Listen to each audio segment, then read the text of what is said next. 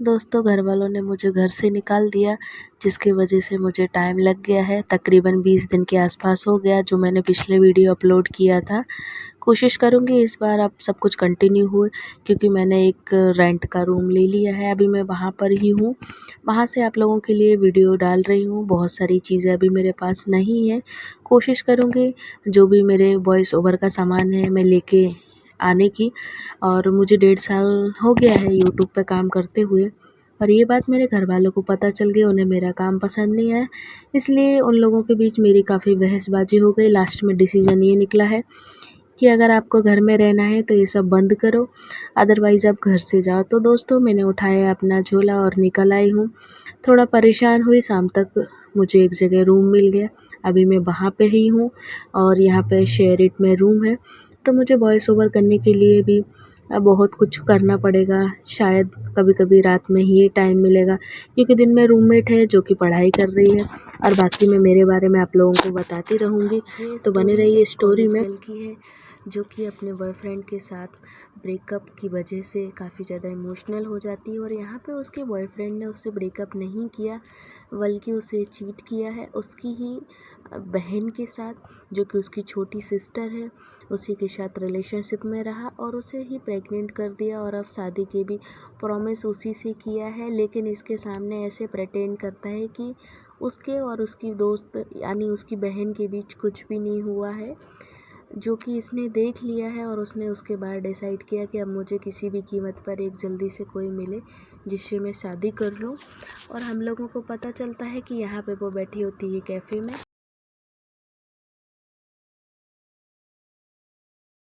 चलो ठीक है, कोई बात नहीं, मैं इनसे शादी कर लेती हूँ। वैसे भी जानने के लिए पूरी लाइफ तो पड़ी है, अभी ही क्यों जानना है सब कुछ। और उसके बाद वो अपने घर चली जाती है। चाहते हो कि मैं पूरी स्टोरी को डिटेल में एक्सप्लेन करूँ तो प्लीज़ कमेंट सेक्शन में मुझे ज़रूर बताइए। तो यहाँ पे उसे पता चलता है कि उसके घर के दरवाजे पे काफ़ी सारी काली कलर की कार आके खड़ी हुई है, और एक शख्स होता है जो उसको बोल रहा होता है कि चलो जल्दी से, मुझे तुम्हें कुछ गिफ्ट दिलाना है।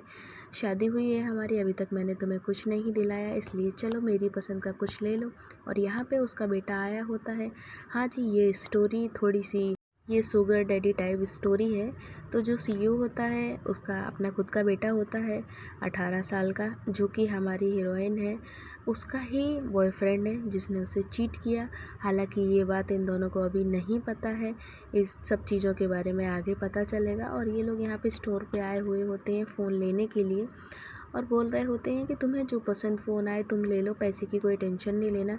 और यहाँ पे उसका बेटा आया होता है, और वो भी इसकी बहन के साथ यानी अपनी गर्लफ्रेंड के साथ, क्योंकि उसे तो पता होता है कि यहाँ पे तो कोई आने वाला नहीं है। और उसके पास उसके डैड के बहुत सारे पैसे होते हैं। फिर वो देखता है कि शायद ये तो मेरे डैड लग रहे हैं, हो सकता कोई लेडी हो, बट उसको लगता है कि शायद ये मेरी गर्लफ्रेंड है। पर वो उनके पास क्या ही करेगी, वो तो उन्हें जानती भी नहीं है।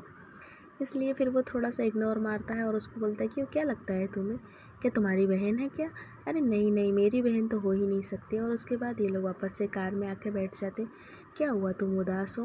बट कोई बात नहीं, अगर उदास हो तो मुझे बता सकती हो, बस कोशिश करना कि जल्दी ही तुम मेरे साथ रहने के लिए आ जाओ। तुम्हें पता है ना हमारी शादी की डील क्या है? मैंने तुमसे शादी के लिए हाँ इसीलिए बोला क्योंकि मुझे जल्दी से एक बच्चा चाहिए मेरे बिजनेस के लिए, और उसके बदले में तुम्हें जो चाहिए वो सब कुछ मिलेगा।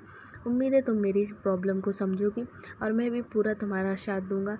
तुम्हें जो भी करना, जिस भी तरीके की मेरी हेल्प चाहिए, मैं हमेशा अवेलेबल रहूँगा। और मेरा बिजनेस सब कुछ यानी मेरा होने वाला बच्चा तुम्हारा, सब कुछ तुम्हारा रहेगा। और उसके बाद वो घर पहुंचती है और अपने डैड को खाना बना के देती है। यहाँ पे वो उन लोगों से बात करने वाली थी कि उनके साथ क्या हुआ, बट उसकी मॉम का मूड ऑलरेडी ख़राब था, और वो बोलती हैं तुम्हारे रूम में से मुझे इतना महंगा वाला फ़ोन मिला है, किसने दिलाया है तुम्हें? उसके बाद वो बोलती है कि किसी ने नहीं, ये मेरी फ्रेंड का फ़ोन है और ये मुझे वापस करना है। इसी बीच इन दोनों की कहासुनी हो जाती है, और उसके जो पेरेंट्स होते हैं उसके ऊपर हाथ उठाने लगते हैं और काफ़ी कुछ उसको उल्टा सीधा बोलने लगते हैं। उसके बाद वो सोचती है लाइफ कितनी बेकार है, मॉम डैड हैं वो मेरी बहन से प्यार करते हैं, उन्हें मेरी परवाह नहीं है किसी भी तरीके से कुछ भी।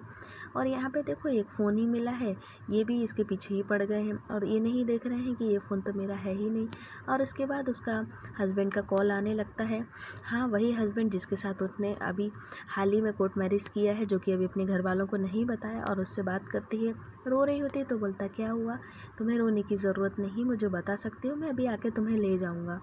कोई बात नहीं, वैसे भी कल तो हम मिलने वाले हैं और उसके बाद मैं आपके घर रहने वाली हूँ।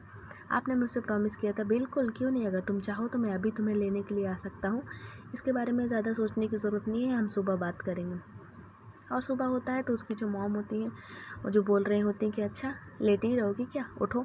और यहाँ पे फिर उसके जो डैड होते हैं वो उसके ऊपर थप्पड़ उठाने की कोशिश करते हैं और उसको बोलते हैं निकल जाओ मेरे घर से इसी वक्त, मुझे नहीं। और अभी सुबह भी नहीं हुआ होता है। फिर वो उसके बाद उसको फ़ोन लगाती है और बोलती है क्या सर आप मुझे लेने के लिए आ सकते हैं। सर नहीं, मुझे हस्बैंड बोलो। बट कोई बात नहीं, अभी मैं समझ सकता हूँ तुम्हारे लिए बहुत मुश्किल है, क्योंकि हमारी एज में काफ़ी ज़्यादा डिफरेंस है, इसलिए तुम्हारे लिए बोलना भी मुश्किल है। कोई बात नहीं, तुम वहीं वेट करो मेरा, मैं बहुत जल्दी ही तुम्हें लेने के लिए आ रहा हूँ। और यहाँ पर बैठने के बाद वो काफ़ी ज़्यादा रो रही होती है कि हाय मेरी किस्मत, क्या है, घर वालों ने निकाल दिया, पेरेंट्स कोई प्यार भी नहीं करते थे, शादी भी किया है एक ऐसे इंसान से जिसके बारे में मुझे कुछ भी नहीं पता। बट कोई बात नहीं, कम से कम उसने ये तो बोला कि वो आ रहा है मुझे लेने के लिए, वरना इस अनजान शहर में कहाँ मैं सड़कों पर भटकती रहती। और उसके बाद उसको लेके घर चला जाता है और सोचने लगता है देखो ना कितनी ज़्यादा कमज़ोर और परेशान हो गई है। एक काम करता हूँ, पहले इसे थोड़ा हॉस्पिटल में चेक करवा लेता हूँ, कहीं कुछ प्रॉब्लम तो नहीं हो गई, कुछ चोट वोट तो नहीं आ गई। यहाँ पे हॉस्पिटल में देखने के बाद पता चलता है सब कुछ नॉर्मल है और फ़ोन उठा के बताती है देखिए ना ये फ़ोन टूट गया, आपने मुझे इतने प्यार से दिलाया था, इस पूरा फ़ोन टूट गया, मुझे बहुत ज़्यादा बुरा लग रहा है। आपका इतना महंगा गिफ्ट का मैंने अच्छे से ध्यान नहीं रख पाया, उम्मीद है आप मुझे माफ़ कर दोगे। अरे जान तुम क्यों परेशान हो रही हो, इतना परेशान होने की ज़रूरत नहीं है, मैं दूसरा फ़ोन दिला दूँगा, एक फ़ोन ही तो है, टूट गया तो क्या हुआ, हम नया ले लेंगे। और इतना तो मैं कमाता हूँ कि तुम्हारे लिए एक फ़ोन ख़रीद ही सकता हूँ। और वैसे भी तुम मेरी वाइफ़ हो तो तुम्हारा हक बनता है मुझसे जो तुम्हारा मन करे वो ख़रीदने का। और उसके बाद फिर वो उसके करीब आने लगता है और उसको बोलता है देखो मैं समझ सकता हूँ हमारी एज में काफ़ी ज़्यादा गैप है, पर फिर भी मैं ज़्यादा टाइम तुम्हें नहीं दे सकता हूँ। ठीक है, मैंने भी कब कहा कि मुझे आपका टाइम चाहिए। और उसके बाद वो लोग काफ़ी ज़्यादा क्लोज़ आने लगते हैं और सोचता है सच में ये वही लड़की है जिसे मैं बहुत ज़्यादा प्यार करता हूँ। उम्मीद नहीं थी बट ऐसा हो गया है, देखो ना कुछ ही दिन के बीच में हम लोगों के साथ कितना कुछ हो गया है। और हाँ, रात में ही ये लोग फिज़िकल हुए थे, इसके बाद ये लोग उसको देखते और बोलते हैं तुम्हें शर्माने की ज़रूरत नहीं है, ये सब कुछ धीरे धीरे नॉर्मल हो जाएगा, इसलिए चलो उठो अब कोई बात नहीं, मैंने तुम्हारे लिए बहुत अच्छा सा टेस्टी खाना बनाया है और तुम खाओ और बताओ मुझे मैंने कैसा बनाया है, आखिर मैं पास हो गया हूँ कि नहीं।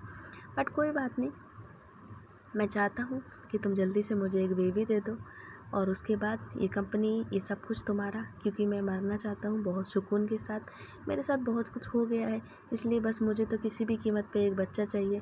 प्लीज़ मेरे लिए इतना तुम कर देना जितना जल्दी हो सके। हालांकि मेरी एक वाइफ भी थी। और उसके बाद पता चलता है कि यहाँ पे इनके ट्विंस बॉय हुए होते हैं और नर्स आके बोलती